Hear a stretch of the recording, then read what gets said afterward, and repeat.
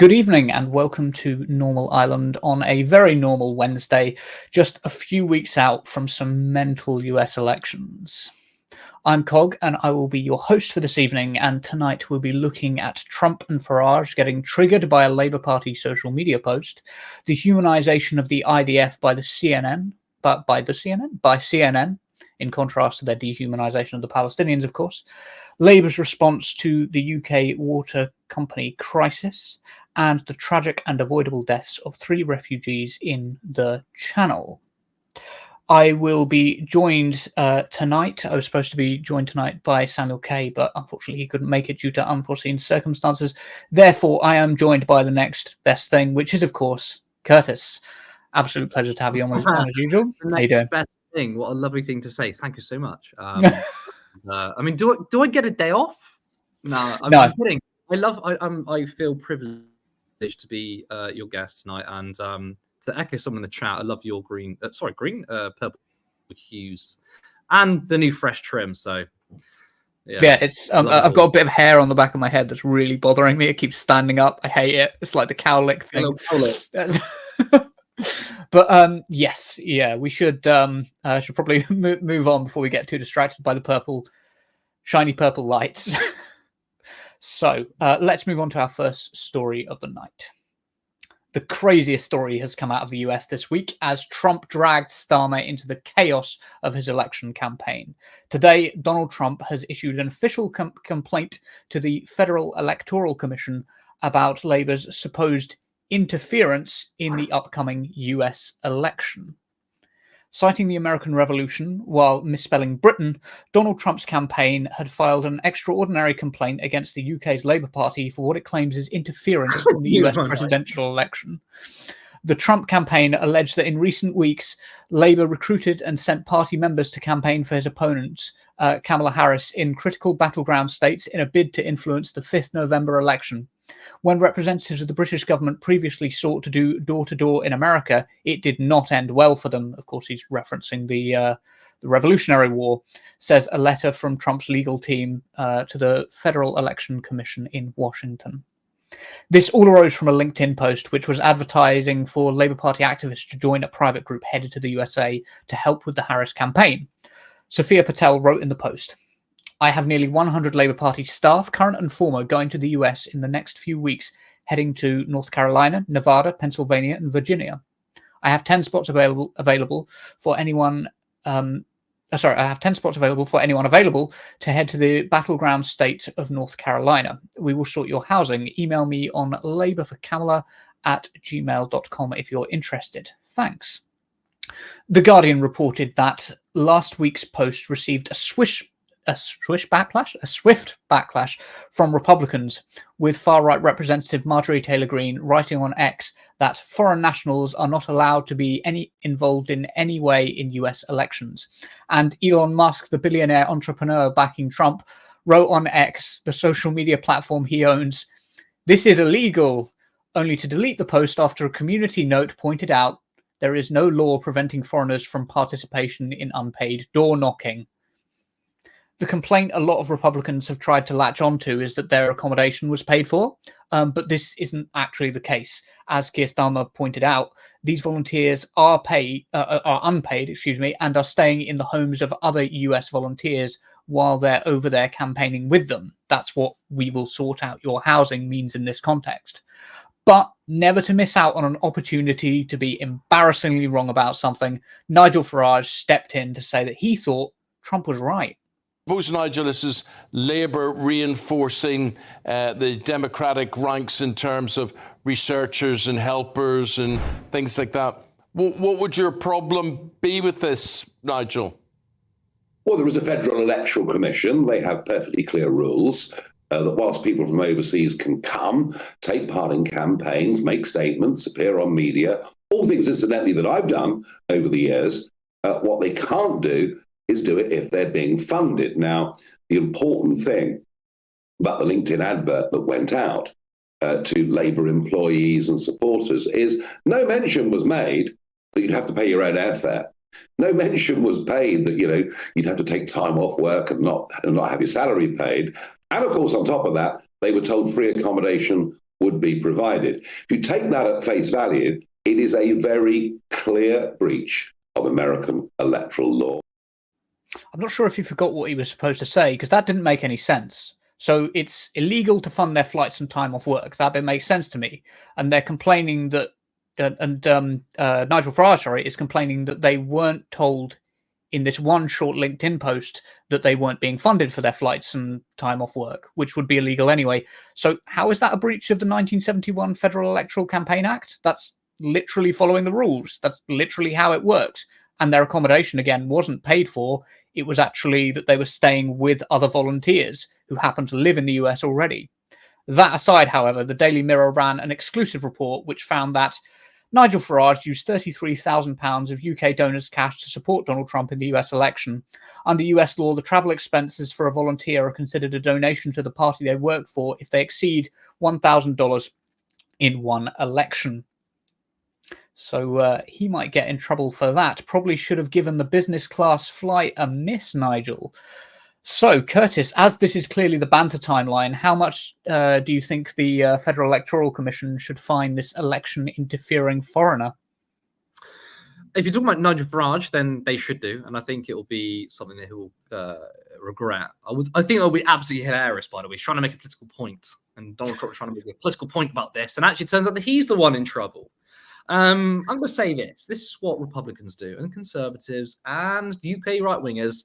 They lie, they lie, they lie, they lie. It's all they have. It's their modus operandi. Now, yes, you're absolutely correct. It is not illegal to fly to the States and go campaigning, right? It's done all of the time. Many people go to many different countries. It's called international solidarity. Although, I mean, does the word solidarity mean anything to the Democrats? Probably not. One thing is very good, though, is it's beneficial in terms of both parties. So obviously the Kamala campaign will very much like it if people go over to the US and help them. But also, if you want to know what you're doing when it comes to campaigning, you need to go to the US. That's what many people say. Many people have campaigned in the US. If you want to learn how you do it properly, you go over there. So that's also sort of a training exercise. What this is a narrative that's being spun through the right-wing pipeline, through Trump, to sort of, insinuate something else. Now, it's not a big story. I can't believe we're even talking about it. The reason why we are talking about it is because the media picked up on it. And the journalists aren't doing their job, by the way, because not all of them are saying this is perfectly fine, this is legal. Some of them are like, oh, is this legal? So because they're not doing their jobs, turn left had to step in. We have Elon Musk, the richest man in the world. I mean, as we speak, he's the richest man in the world. He owns Twitter, a huge means of communication. What is he doing right now? Well, he's turned Twitter into a Trump machine. He's trying to influence the election. And he's actually doing potential bribery. So he's recently announced that he's going to give $1 million per day to a random person if they register to vote and they pledge that they will support free speech and the right to bear arms. Now, of course, he in that stupid way is going to say, if you register and you support the Republican Party, I'll give you $1 million. That's clearly bribery. But deep down, it's still bribery. We know what he's trying to do. No one says anything about that. Okay. No one says anything about the fact that Elon Musk has a super PAC called America PAC. Now, if you don't know what a super PAC is, it is essentially a way where you can funnel so much money, unlimited amounts of money into a particular campaign. Now, a normal PAC it's capped at a couple of $1,000s, right? Because we don't want money in politics. It's a bad thing. So this new invention called a super PAC means you can put an unlimited amount of money into this PAC, this pot of money, but it doesn't directly go to the campaign, but it works simultaneously with it. So this PAC will run their own ads. They'll say, we support Trump, but they're not officially affiliated with the Trump campaign. Now, Elon Musk has put millions of dollars into this super PAC, right? But he's now gone on stage with Trump multiple times. That's not allowed, right?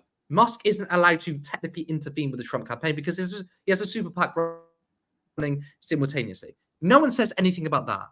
But a handful of activists that are going over unpaid, oh my God, it must be a scandal. Now, of course, why has this become a story? The right are trying to insinuate multiple things there. First of all, they want to break international solidarity with the so-called left. Again, I know the Democrats aren't left-wing, although it's okay when they do it. but they also want to kind of push this idea again that the election is not going to be legitimate. Trump didn't accept the results the last time. He still doesn't accept the results today. His VP pick, J.D. Vance, also won't acknowledge that Joe Biden won the election. And when Donald Trump was asked, what do you think about this election? Are you going to say it's going to be legitimate? He says, I'll let you know when the results come in, i.e., if I win, it's legitimate. If I lose, it's not. This is all of a whole narrative, an entire narrative being spun that the Democrats and the so-called establishment, which he is very much a part of, is stealing the election from Trump. And it's working over here. We've got Nigel Farage on there as well. It's a complete non-story. We should not be talking about it, but here we are. Yeah, I think you raised an excellent point about super PACs, because since Citizens United versus the FEC in 2010, which was a Supreme Court ruling, pretty much the entire system of US money in politics has been deregulated, more or less, and it allows for these like massive, huge donations. I was thinking, I wasn't necessarily thinking of Elon Musk. I was thinking, like, if we're just talking like on a moral level, rather than strictly a legal level, you want to be talking about like Rupert Murdoch and the influence he has over US politics. If we're talking about like foreign nationals who have a disproportionate influence or could potentially swing US elections, surely Rupert Murdoch is like one of the first names you'd go to. I'm interested, though, in your thoughts on how it might potentially jeopardize a future Trump-Starmer relationship, because that's been sort of a talking point, and I don't know if it will affect a Trump-Starmer relationship in the future if Donald Trump wins the election, but he feels like he was snubbed by Keir Starmer. Do you think that's something that, or he notices rather? I mean, that's an interesting question. We do know that Donald Trump is a very spiteful man. He doesn't forget things. He will obviously hold it against Starmer, but he holds certain things against any political opponent. I mean, he called the Labour Party far left. They're obviously not. So he sees Keir Starmer as his political opponent, his political enemy. So obviously he's never going to treat him kindly anyway. But what is interesting is that he's allowed Elon Musk to sort of, come into his campaign. We know that Donald Trump doesn't like Elon Musk, right? In a way, the only correct thing Donald Trump has ever done or ever thought is what we think, is that Elon Musk is incredibly cringe. We know Trump thinks that, but he wants to have his money. I think he tweeted out or said something along the lines of, Musk could beg for me. He knows that basically Musk is a pick-me-girl when it comes to him. And for a while, he distanced himself from Musk. He didn't want anything to do with him, but now he sort of changed his tune. So I guess he may have some sort of part of his personality may forgive, I guess. I don't know. I don't think that's really relevant in the broad scheme of things. It all depends, actually, on how Keir Starmer deals with the Trump presidency. We know that Keir Starmer is very much supportive of power. He's not one that really challenges it in any way. And obviously the question for us was, if Trump does win, so surely Keir Starmer, human rights lawyer, the leader of the so-called centre-left Labour Party, will stand up to Trump. I'm not so sure. So regardless of what happened in the past, Trump wouldn't like Starmer if he stood up to him. I don't think it's a big deal. But again, this is sort of all up in the air. So it will be interesting to see the dynamic. I would hope to not ever see that dynamic, because I don't want Donald Trump to win. But, we have to cover all bases, I suppose, don't we? Yeah, and if it puts your mind at ease, like Ron DeSantis, Donald Trump is now drunk from the Elon Musk poison chalice. Like the moment that Elon Musk said that he was giving him his full support, it was like doomed to fail. Like there's no chance of him winning the election now. No, I do think there is a serious chance, but like. Yeah, I'm not sure if I agree with that, unfortunately. I would like to think that Musk is a huge infringement on Trump's chances. But at the end of the day, the most important thing, and what talks in America, what talks globally, is money.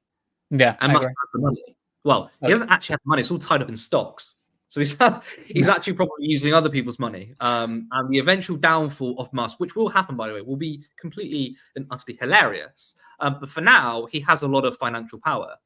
And that is important in elections. So Yeah, I would like to think Musk is ruining the campaign, but who's going to say no to money? And who's going to say no to a social media platform, i.e. Twitter, which has billions of followers worldwide?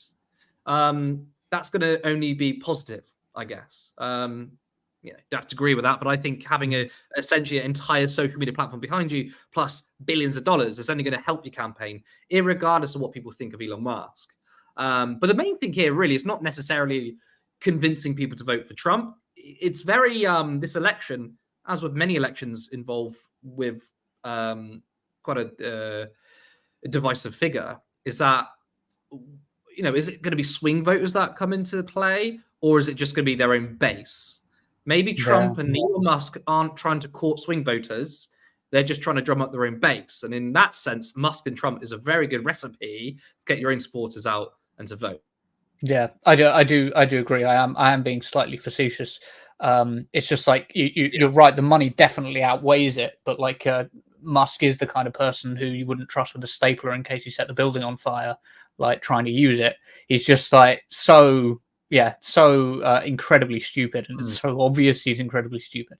But we should probably move on to our next story, given the time.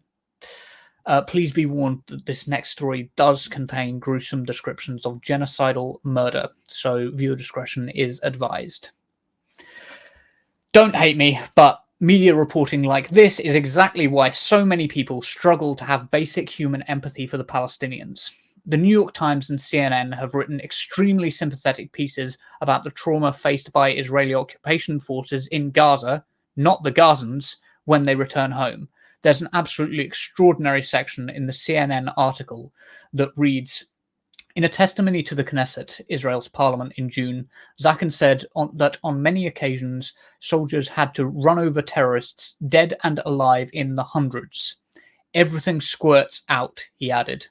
Zakin says he can no longer eat meat as it reminds him of the gruesome scenes he witnessed from his bulldozer in Gaza, and struggles to sleep at night, the sound of explosions ringing in his head. A couple of things leap out at me. First, why is it ever necessary to run somebody over with a bulldozer while they are still alive?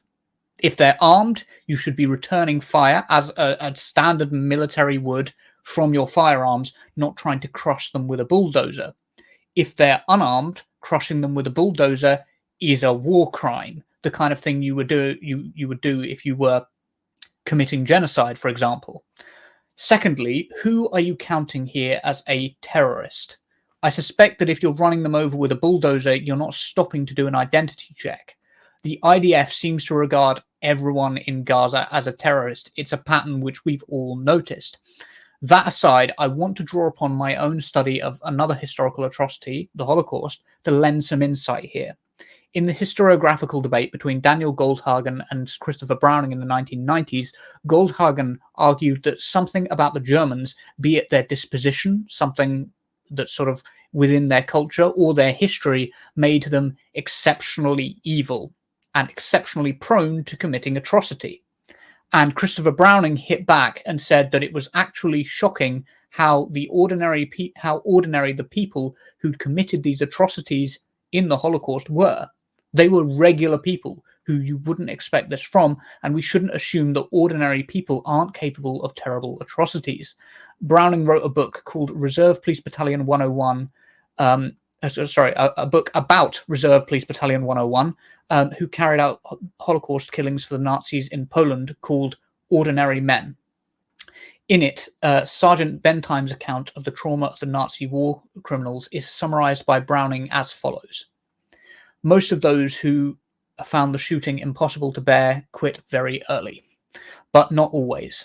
At the unloading point, Sergeant Bentheim watched men emerge from the woods covered with blood and brains, morale shaken and nerves finished. Those who asked to be relieved, he advised to slink away to the marketplace. As a result, the number of policemen gathered on the marketplace grew constantly.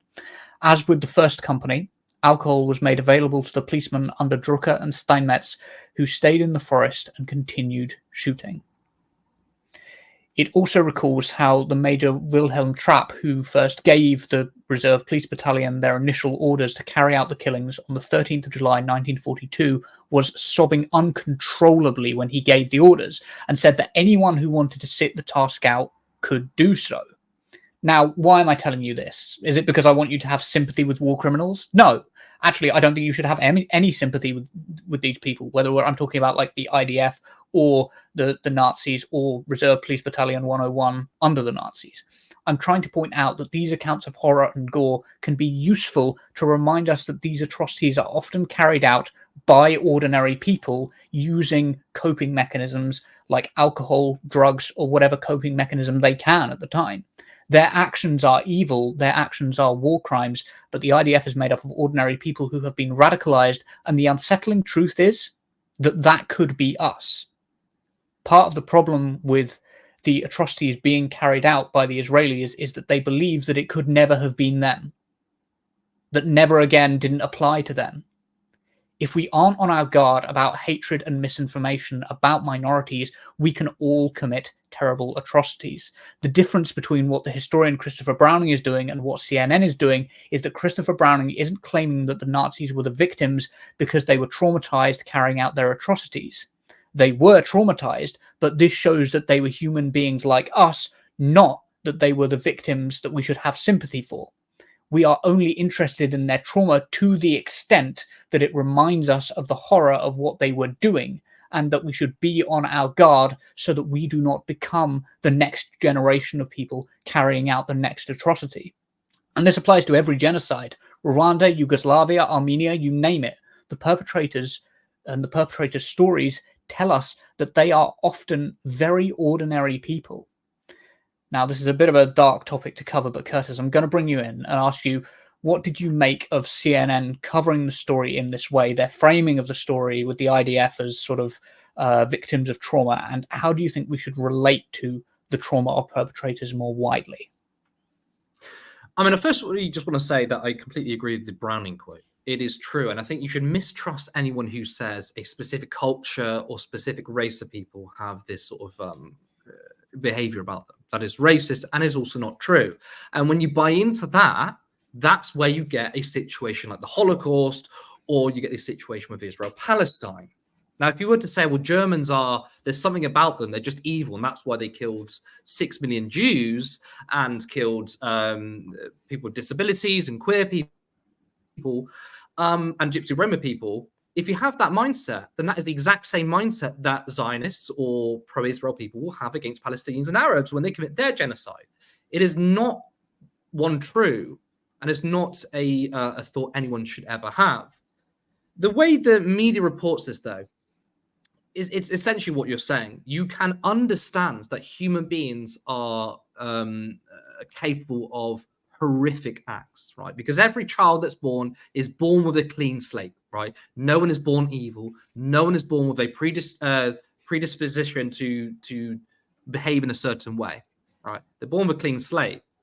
But what the media does here is, humanize the IDF while still dehumanizing Palestinians.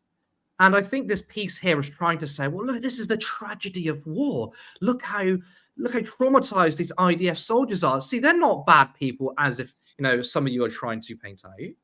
And it's like, they are bad people, right? If you are committing acts of terror, which Hamas did on October 7th, but so did the IDF. The IDF committed multiple acts of terror in Lebanon, and I would say a genocide is an act of terror, right? That makes you a bad person. But just when we were talking about Sinwar, who was killed just a couple of days ago, when I hosted the show, I made note that this man was born in a refugee camp. Now, that doesn't mean that everything he went on to do was good or just, but you understand when someone is born in that desperate situation, what becomes of him? It's the material conditions around people that make them. And that's exactly what leads to such atrocities. It's not because people are innately bad.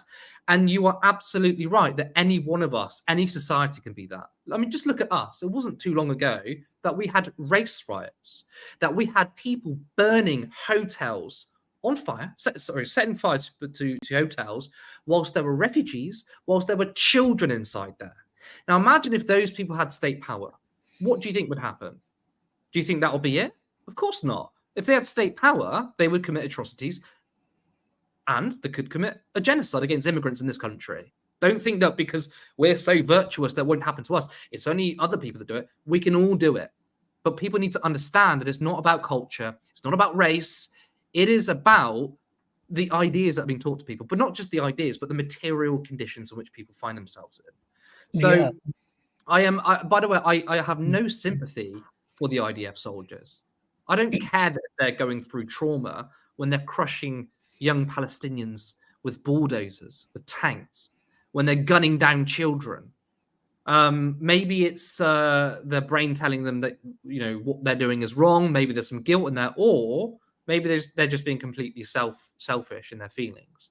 But the fact that some of them can't sleep at night, I say good, because we need people who commit such disgusting crimes pay the price in some kind of way. And even if it's just an internal reflection, whatever.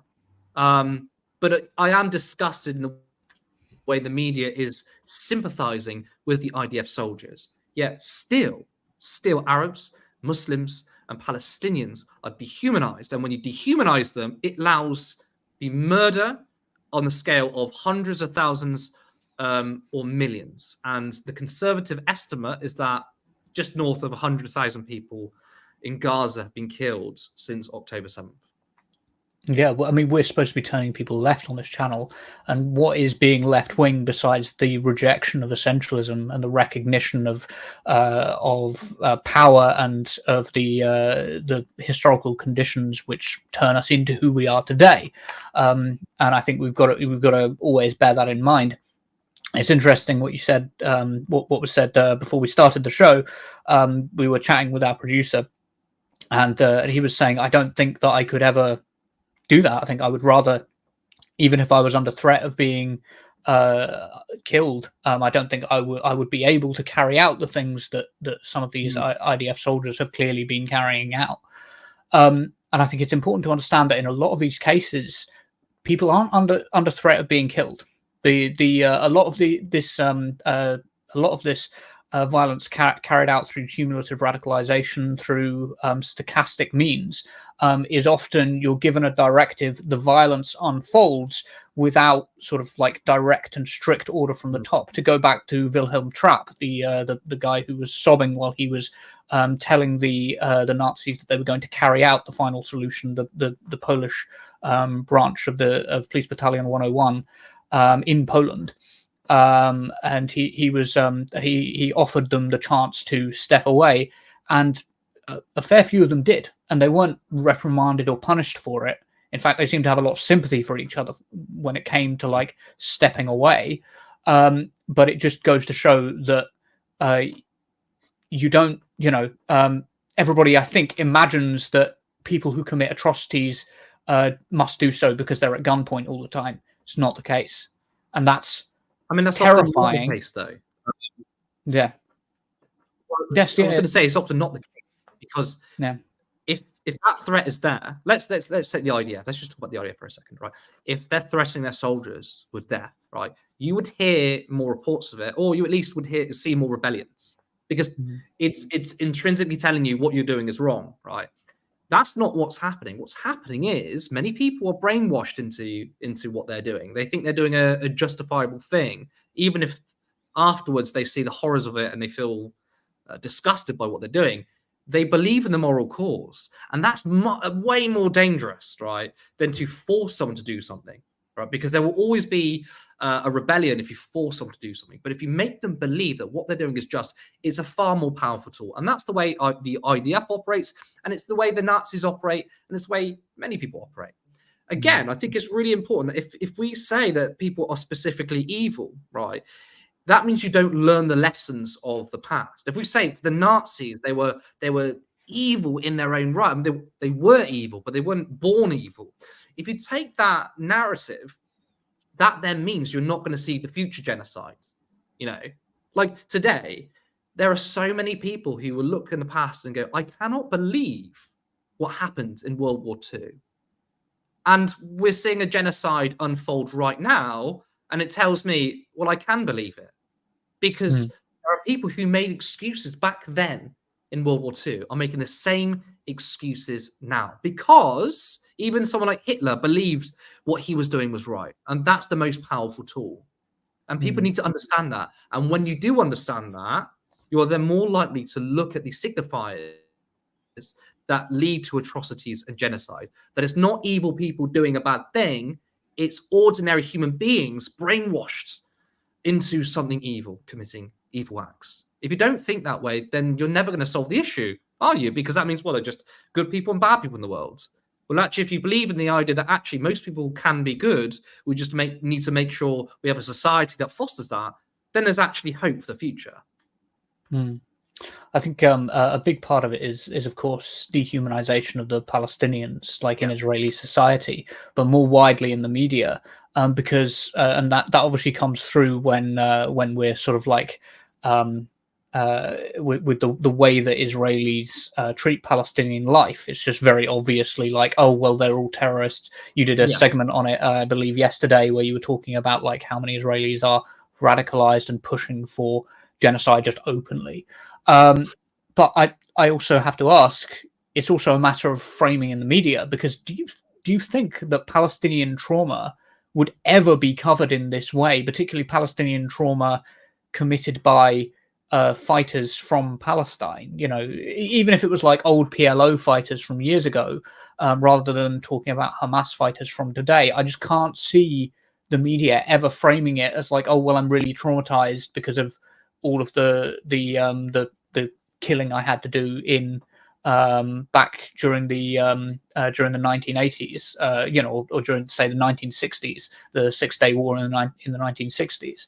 I can't see them ever framing a Palestinian perspective in that way. Well, I mean, I could see the response to it, and it would be, why are you sympathizing with terrorists? Why do we care how terrorists feel? That's exactly what the reaction would be. God forbid if a newspaper said, well, this is what Palestinians... I mean, even let's talk about Hamas. Let's say Hamas fighter is getting trauma, is getting PTSD. I mean, you probably would get the editor of the newspaper knock on the door from the police, because as we know, there are many pro-Palestinian journalists who are currently being arrested, or their houses are being cleared out, as Stanley for one. But yeah, let's just say we sympathize, not with Palestinians, but just Hamas fighters, right? And said, oh, what they did on October 7th, they're coming back and they're feeling really bad about it. The outrage would be unbelievable. But that is no difference than doing the same for the IDF.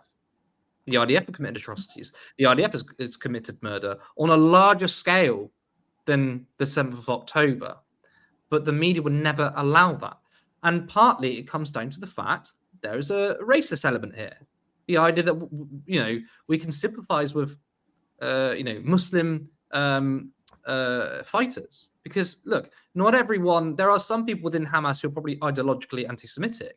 But to say that they all are is clearly out of this world. You wouldn't get I mean, that's not a very good recruitment tool. A good recruitment tool is, they're bombing us, they're killing us, your children have died, and they join the cause. You can understand the material conditions in what leads to people joining Hamas, right? Just like how we say ordinary people can join certain causes. You know, there's nothing different about Hamas fighters. They're just human beings, but they were caught up in this war. And some of them, of course, are extreme and I don't agree with their views. But at the end of the day, they are... I mean, a lot of them are just simply fighting for their own lives and for the Palestinian people. It's not an endorsement of their views, but yeah, the double standard would be incredible. The idea that the media could humanize not just Muslim people, but Muslim combat fighters. It would be... I mean, that newspaper would be cancelled. But we can do it for the IDF. So it's a really interesting question that you posed there. Not that it will ever become a reality, but you can see the double standard. Yeah, it's something where I'm sort of like cautious about the idea of throwing out trauma as a whole the trauma of perpetrators specifically as a whole picture, because I do think that there's a degree to which humanizing them is necessary in order to be able to understand them, not necessarily to empathize or sympathize with them, but be able to understand them and guard against us being involved in our own way in the future in atrocities based on whatever group of people are having their human rights violated in the future. In our thousands, in our millions, we are all Palestinians. There's meaning to that phrase, you know. But we should probably go on to our next story. Remember, after this story, Curtis and I will be reacting to some of your comments. So if you'd like to say anything about the stories that have already come up, please do put them in the chat. We'll try and go through as many as we can. But yeah, let's head on to our next story. If you are worried about your water bills going up, or any of your bills going up, you need to pay attention to this story. Water companies have pushed for an 84% hike in water bills, clearly not reading the room very well. The Independent reports, water companies are asking for bills to be hiked even higher than they first requested earlier this year, with one company seeking an increase of 84%. The latest requests would see the average bill for customers in England and Wales rise by 40% between now and 2030 to £615 a year. Utilities, including beleaguered Thames Water, have applied to the regulator Ofwat to hike tariffs so they can upgrade their networks, often after years of underinvestment and big payouts to their shareholders. This is what happens when you run a utility system for profit. But don't worry, the Labour government has decided to step in and help by launching the Independent Water Commission. I don't think it's going to do anything, as the BBC reports. Environment Secretary Steve Reed said he had launched the root and branch probe to fix the UK's polluted and failing water system. Almost all options will be considered during the review, including reforming or getting rid of Ofwat, which has been criticised for its track record in regulating the industry in England and Wales. You don't say. There are certainly very severe failures of regulation and governance that underpin the problems that we're seeing in the water sector, said Reid. The government has ruled out nationalisation of the sector, which was privatised in the 1980s, as too costly and slow. Instead, the private sector will have to provide the investment needed to upgrade pipes, sewers and reservoirs to deal with the UK's rising population and climate change. But in order to attract private capital into the sector, it is likely that customers will face higher bills. In fairness, one of the ideas floated was allowing non-profit organisations to run the water companies, but I'd argue that this still leaves the UK water system with a heavy drive to make money for the company bosses, who will want a large salary. A lot of these non-profits are formed and fundamentally a lot of their culture, their advisory boards are often made up of people from the corporate sector. What do you think, Curtis? Do you think that this could work? Am I being too skeptical? No, of course it's not going to work. It's a very simple fix, and I think everyone knows what we're going to say. It's nationalise it. Nationalise our utilities. You correctly pointed out, there's if you have a public utility for the public good, you don't privatise it, you don't make a profit off of it. Now, I found it really funny. I think it was a couple of months ago, Steve Reed, the Environmental Secretary, DEFRA, I believe, put out a tweet. And he said, we've secured all this private capital for our water systems. You know, all this money is going to fix our broken equipment and infrastructure. And he put a newspaper clipping on there. But some clever people, which is anyone, zoomed in on the newspaper clipping, and it saw that actually the majority of this capital investment was going to come through higher bills for customers. So what Steve Reed was celebrating is, yes, the companies are going to spend money fixing the issues that they broke in the first place, and you're going to pay for it. And that's essentially what the same plan is now. Now, they are actually lying when they say to the public, when they want to get voted in the general election, we're going to make your life better, we're going to make bills are going to come down. That is a lie if you keep the current system of privatization. Now, the problem with privatization is that it's terrible for investment. Terrible for investment. That's not the goal of many private companies. The goal is to suck as much wealth out of it as possible. It sucks money out of the economy. So when you have a situation where you have a monopoly service like water, you don't want private companies involved, because they're going to try and take their money out of the system through customer bills and are going to spend as little money as possible on investment. And the idea that they turn around and say, right, what we've had for 40 years doesn't work, we're going to do the same thing, but we're going to set up a commission. It reminds me of the Child Poverty Task Force. When the debate happened with the 2-child benefit cap, multiple human rights organizations and child poverty organizations and researchers said the number one cause to child poverty is the two-child benefit cap, and scrapping that policy will lift 500,000 kids out of poverty. It was an easy policy. You just had to scrap it. Yet the Labour Party decided to remove the whip of several Labour MPs for daring to support children. And instead they said, what we're going to do is set up a task force, a bullshit little commission that's going to say very little. Either it's going to say, actually, you should scrap the two-child benefit cap, or you should renationalise water, or it's going to give, policies here and there that are going to tinker around the edge. But and this is the thing, what those in the mainstream media, most politicians, particularly the Labour right, I've said this so many times, but I'm going to reiterate it. They always said that the left are so ideological. You're so ideological that you support nationalisation. We're the logical ones, right? We're modernising the Labour Party. I say that privatisation is ideological. It hasn't worked. It's clear if you renationalise these companies, all of the income goes back to the Treasury, and the Treasury will invest. And even if you make a budget surplus, where does that money go? Well, it can go into other public services, unless it's ring-fenced, right? Privatisation is a failed model. Yet when you've got private capital, you've got companies and CEOs coming to you and giving you loads of money, and the Labour Party is most of their donors came from private capital, then that is ideological. And I laugh at the idea that they're saying, okay, well, what we might do is go to non-profits. Here's the thing with non-profits. It's not technically non-profit in the sense that you and I would think about it, right? There's still a profit to be made. People need to get paid for what they do. I'm not saying non-profits are bad, but it doesn't take away the sort of the contradiction between making money and investment. All right, maybe shareholders aren't making money off of a non-profit company, but there's still an incentive to de-invest to make sure that everyone is paid. The beautiful thing about government-run services is that it can run things at a deficit. So let's say that the tax income for that year is a bit lower. Let's say that they're going to go into a budget deficit.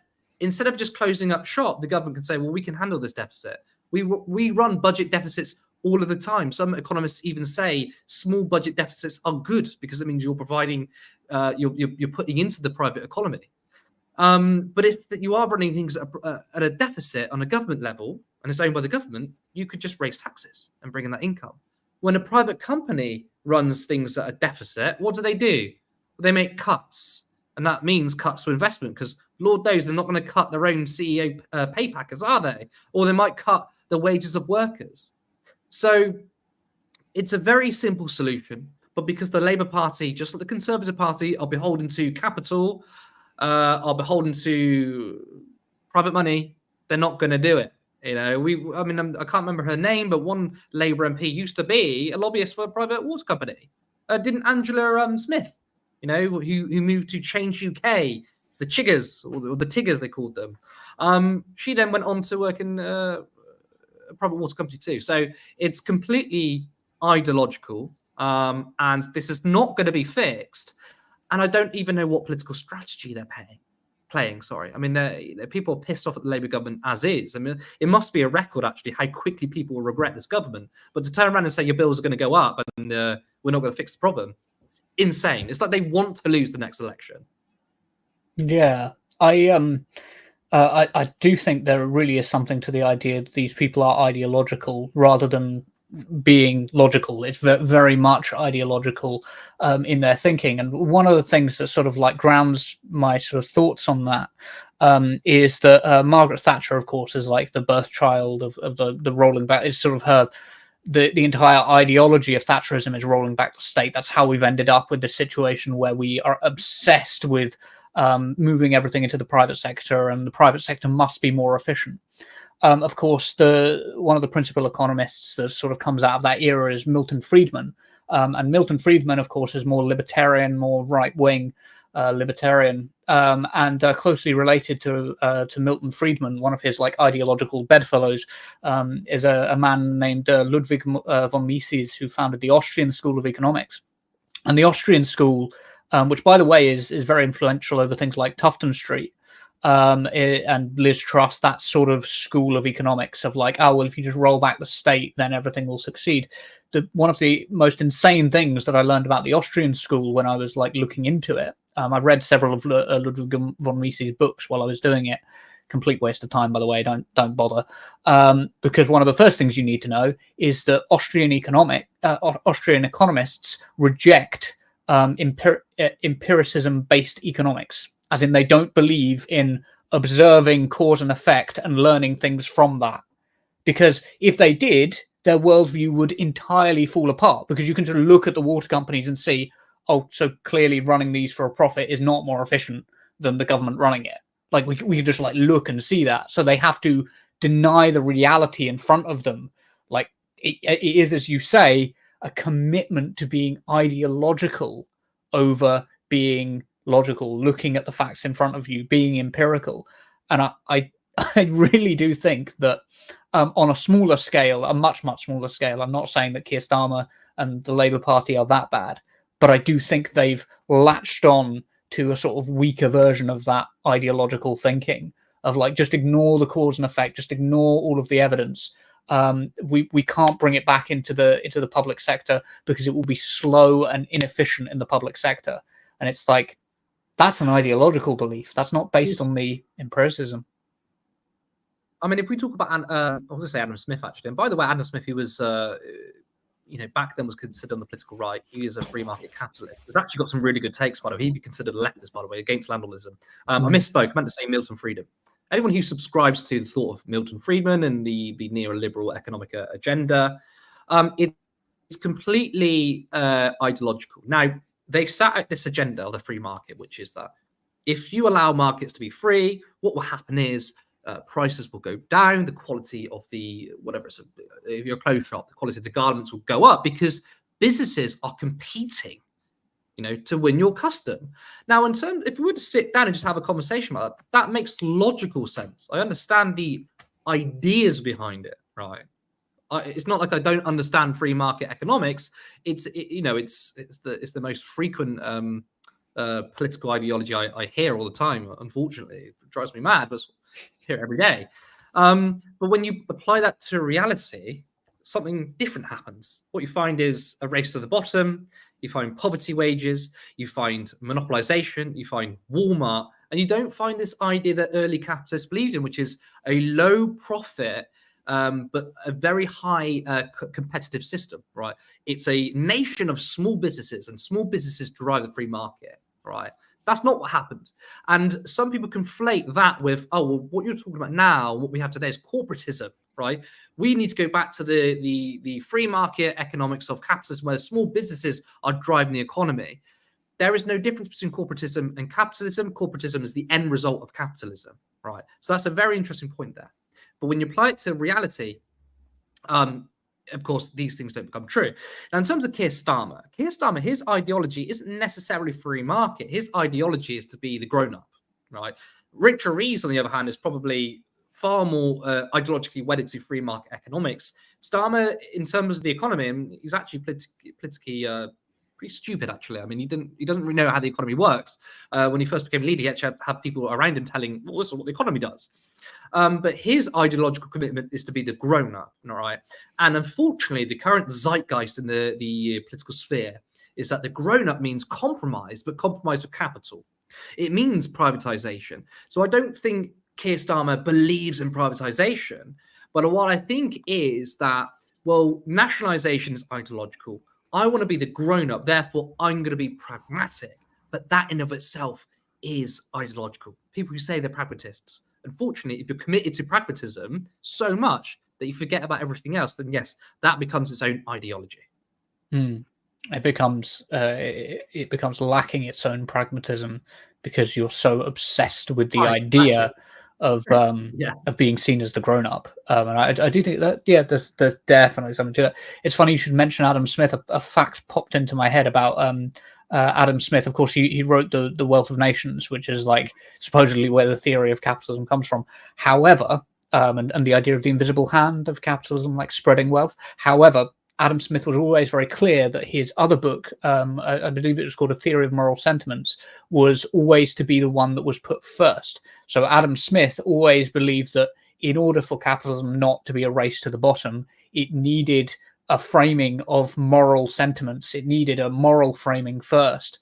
And it's interesting that's always it's essentially the very, very old-fashioned social democrat in a way. I mean, this other book is states, making sure that the wealth of nations doesn't go outside its parameters. And a lot of people who draw from Adam Smith, who become free market extremists, misunderstand his work.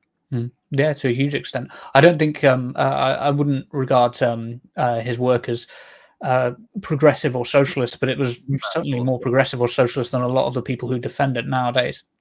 Before we go on to our third and final story, we are going to read and react to some of your comments. Firstly, though, I want to remind you that we are all still volunteers here at Turn Left, and we are doing our best to produce content around our paid work. If we want to become a fully fledged media organization, we need your help. Please like and share our content and help us out financially by going to turnleftmedia.co.uk/support, where you can make a one-off donation or give us a small donation each month to keep us going. We really appreciate that. So, Curtis, let's have a look at some of these comments. I owe Thames Water loads of dosh. They will never see it. Good for you. Beautiful. You've been a good capitalist. It's an entrepreneur spirit. Minimizing costs, maximizing efficiency, I think they're trying to suggest that the Labour Party is funding their expenses.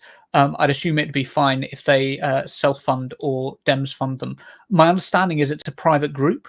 Like, it's a private group organised around the Labour Party, but the Labour Party haven't done any fundraising in order to fund the group.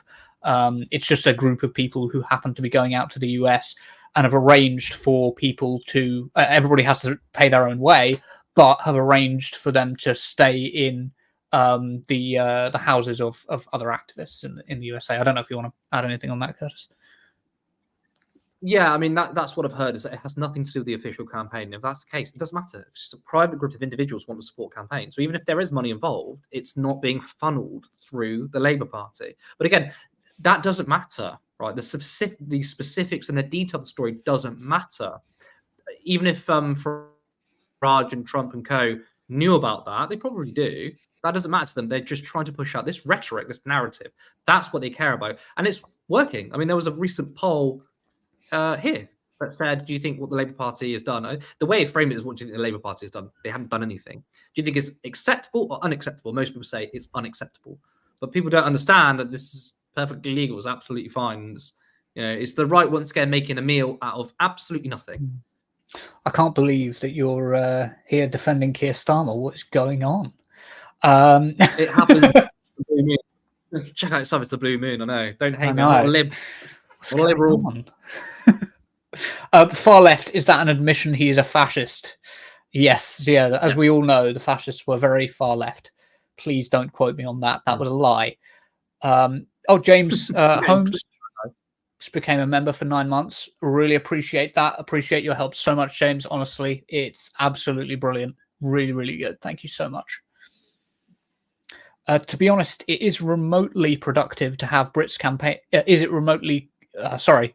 Excuse me, Edward. I totally screwed up that sentence. Edward says, to be honest, is it remotely productive to have Brits campaigning in the US? I know what I'd say to a USian if they turned up on my doorstep in a general election. I can't read the end of that. I was thinking about this earlier, actually. I was thinking, even I don't see anything wrong with activists going over to the US and stuff. I would still be pretty pissed off if an American knocked on my door and asked me to campaign for a candidate I want to vote for. I'm like, what are you yank doing here? So I can absolutely see how we're pissed off. I could see as well, like, I didn't think I would want to be one of them volunteers, because I could see so many doors being slammed on. That's why I feel like it's more of a utility for the activists going over there, because they're going to learn so much. I don't really know what the Harris campaign is going to gain from it. But, well, I do think there's, because I take part in debating online with on TikTok with a lot of Americans. Like, I encounter a lot of Americans, and there is a perception that if you say something, even if it's quite stupid, if you say it in a British accent, that it's like deep and ponderous, and we should take it seriously. And actually, a lot of the time, I've gone up there and said things that are really quite obvious, like a lot of the times really quite stupid. And I mean, I unwrapped a Kit Kat wrapper the other day, and I threw away the Kit Kat and was left sort of like looking at the wrapper. Like, I am not an intelligent person, but like to people from the US, I can look intelligent just because of the way my accent is. And so I think maybe people who go and campaign there, they get a little bit of like unfair bias, you know, to do with the English accent. I think could be. You said that the Americans favor us more than we favor them, because I probably would agree with that. Yeah, you know? I think so. Sorry to American viewers now, but when I hear an American accent, I'm like, you bloody Yanks. And I'm thinking, this is a rubbish country. Go somewhere else. There's far better countries that come to the UK. Turn left. Flow Snake. Hi, Flow Snake.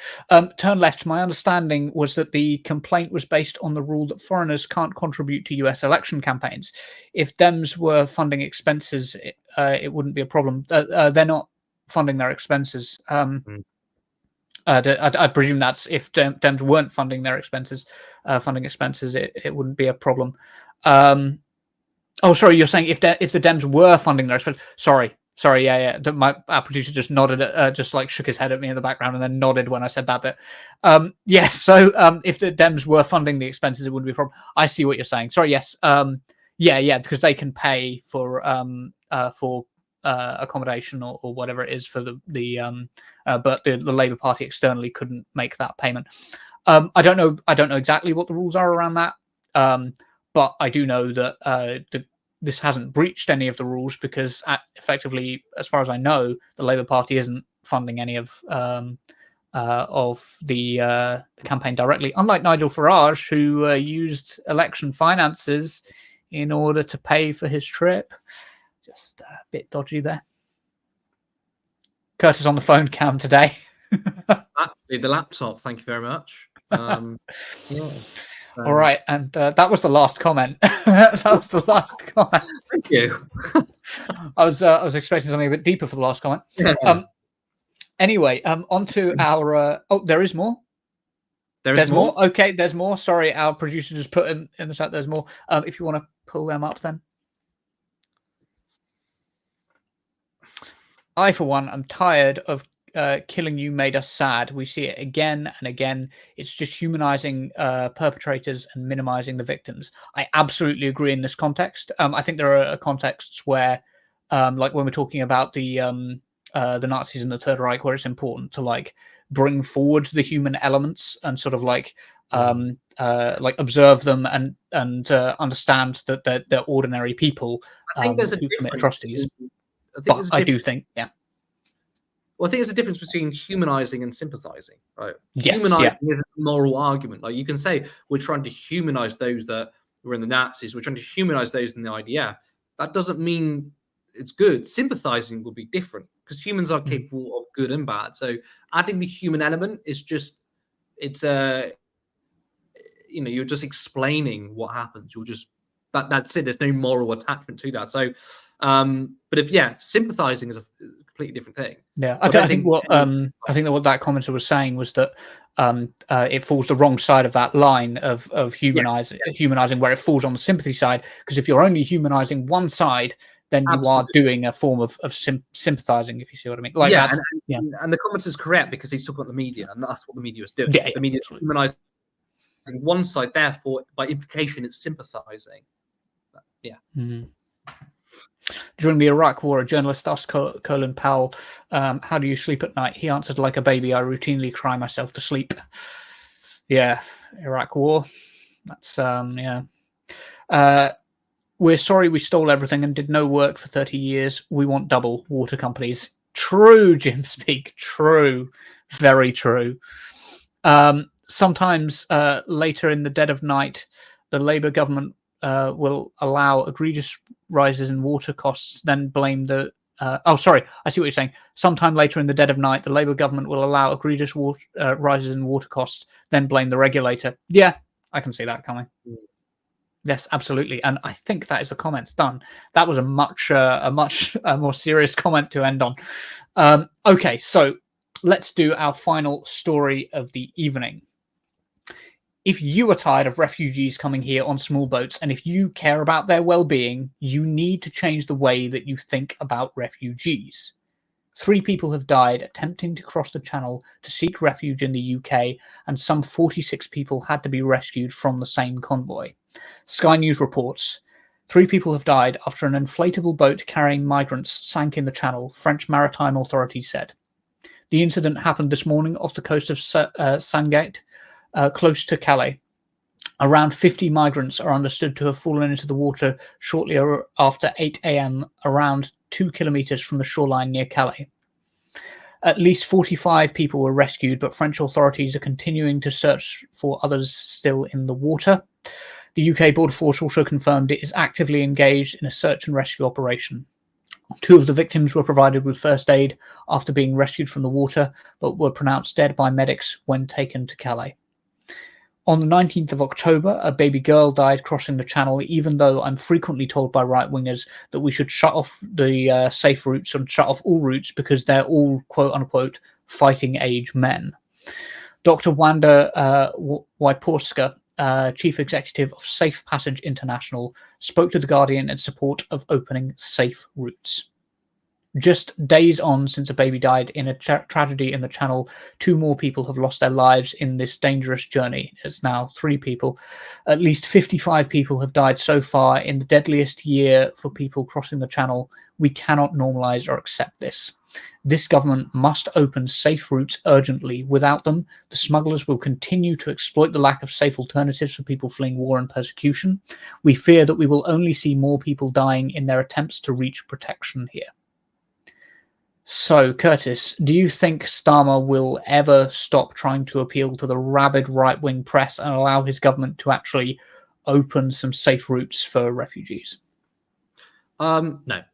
It's been the modus operandi for Keir Starmer for a few years now, and it's going to be the modus operandi going forward. Now, the reason why they want to go more hardline is because they think if they concede on a more humane position, they think that that's electorally at a disadvantage for the right. Of course, they left the Jeremy Corbyn years back behind when Jeremy Corbyn spoke about refugees often. In fact, Jeremy Corbyn's first rally he went to when he won the leadership in 2015 was a refugees welcome rally. They wouldn't ever do this, and 1, because obviously, they don't care enough to do it, but 2, they think it's a great electoral strategy to lean into the right.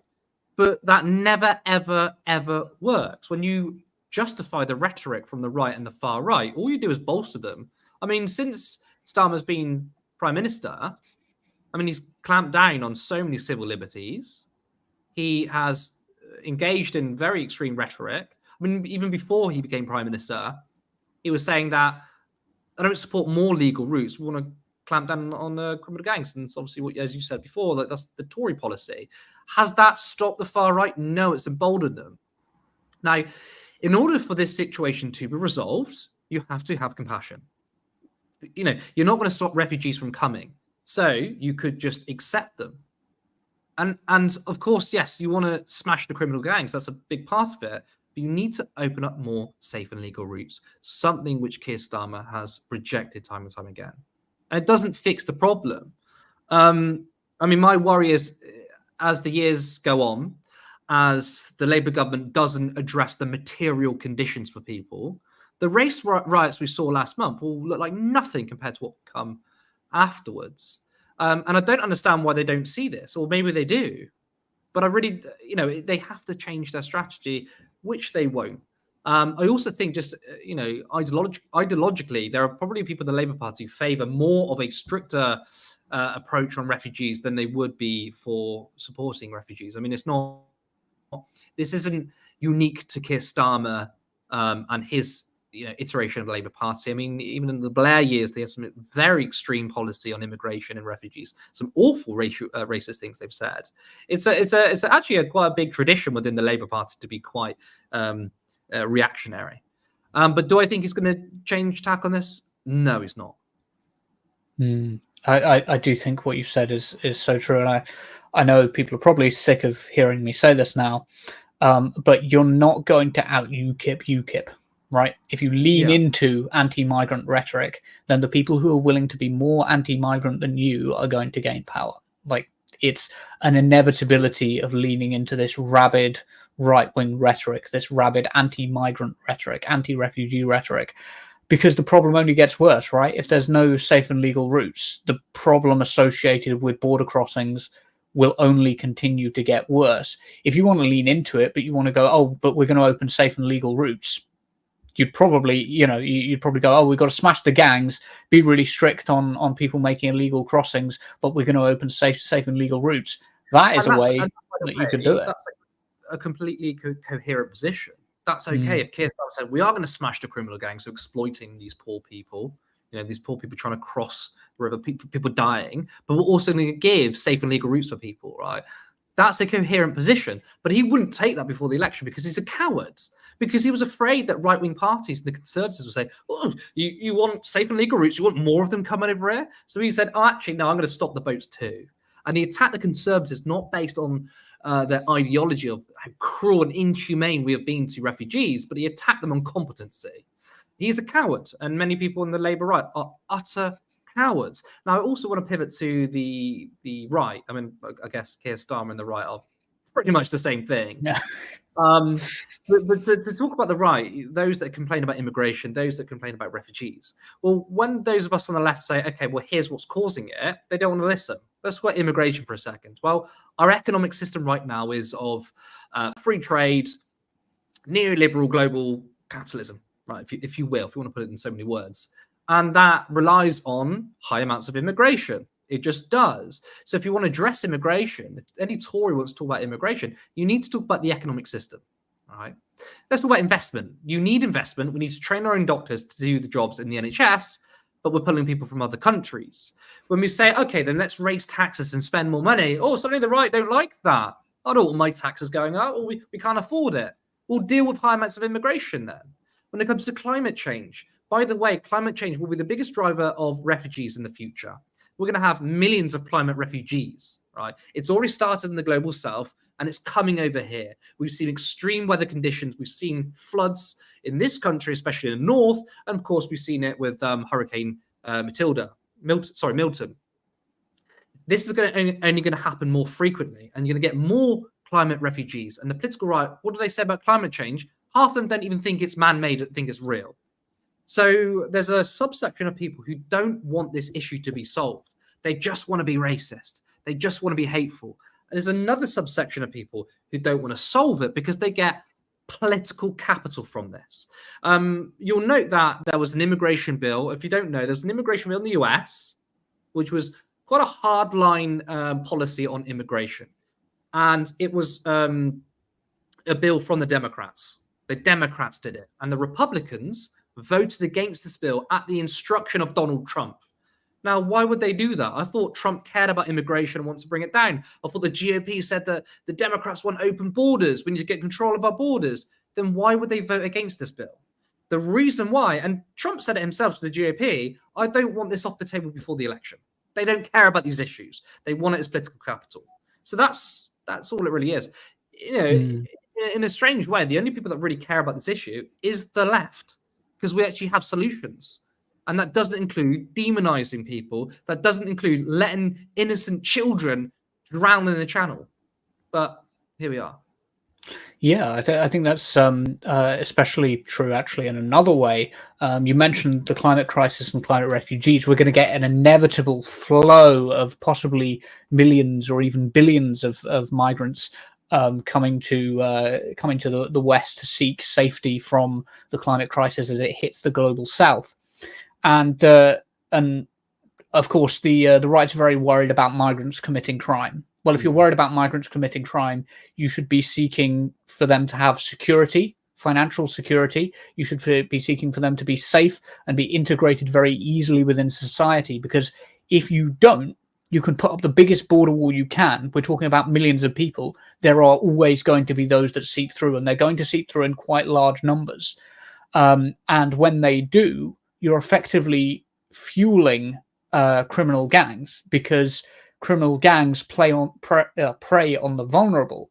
And who is more vulnerable than somebody who can't approach the authorities for help, who has to remain, in order to keep their safety and keep themselves out of harm's way, has to remain on the down low and can't get an official job, who is vulnerable to human trafficking, who's vulnerable to violence and drugs and all of the things that you don't want your children's streets to be flooded with, right? It's your children who will have to go out and interact with these people. And so you're so much better setting up the conditions for it not to be the case that you have this this fueling of criminality in the UK that will come with effectively criminalizing migrants, criminalizing refugees. Cool.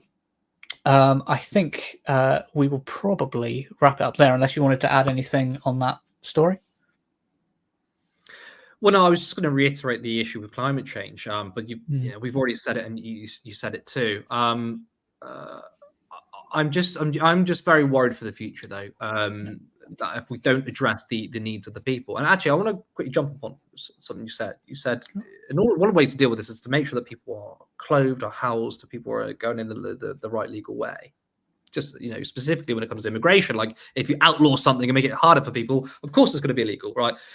Here's the thing, though, and it's quite tricky, because the right don't have a material analysis. So when you say we need to have more investment, we need to take care of people, in their view, it's like, well, you're taking care of bad people who shouldn't be here, because they don't understand that the conditions, what people find themselves in, leads them to certain walks of life. And actually, the argument we're making is if we improve the lives of everybody, then you won't have refugees, for example. If we don't bomb other nations, or if we make things easier to apply for citizenship, that benefits everyone. The right don't have that material analysis. We need to make that connection first. But yeah, that was all I was going to really say on that. Yeah, no, absolutely, good point. I thoroughly agree. Well, that's about all we have time for today. Thank you to everyone who tuned in. We do have a show on Friday at 7:30 p.m, so please do tune in for that. We're not far from the UK budget and the US elections now, so we've got lots of stories to cover in the next few weeks. Thank you, Curtis, for joining me. It's been a pleasure, and I'm so happy that you stepped in. Honestly, it's been really nice. And with that, I hope you all have a wonderful evening. Good night. Support independent media. Support social justice that's there on social media. Thank you. Turn left.